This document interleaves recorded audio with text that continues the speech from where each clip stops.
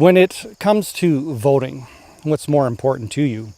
A politician's policy or a politician's personal charm and charisma? Well, back in the 2012 US election, President Obama defeated his Republican rival Mitt Romney. However, the exit polling revealed that most voters actually preferred Mitt Romney's policies over Obama's.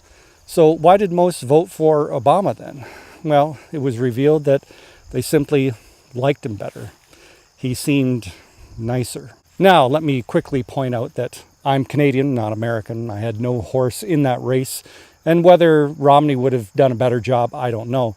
But what I find interesting is that I'm sure that if every voter would have been asked prior to Election Day what's more important, policy or persona, every single one would have said policy. So perhaps you're wondering, what does that have to do with choosing a church?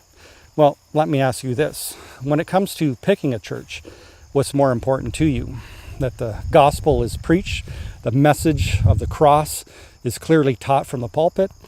Or is the music, the church building, the church programs, how well of a communicator the preacher is? Are those things more important to you?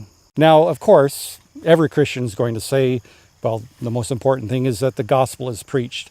And yet when I survey the evangelical landscape, well, it would seem to suggest otherwise. I say this because I've been to churches which may be a bit run down, where the singing and the music could definitely be improved.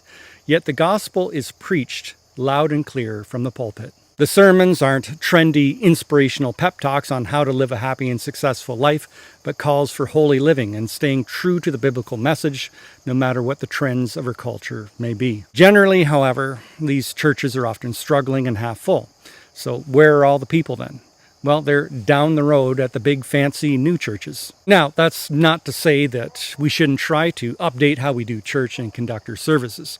I mean, I've been to churches where the preaching may be sound, but their services are frozen back in the 1950s. And they wonder why there are no young families coming. If a church is unwilling to shake up their format a bit and make it more appealing for younger generations, well, that's not really being true to the gospel. Yet when it's all said and done, what it all boils down to is best summed up by the great preacher Charles Spurgeon.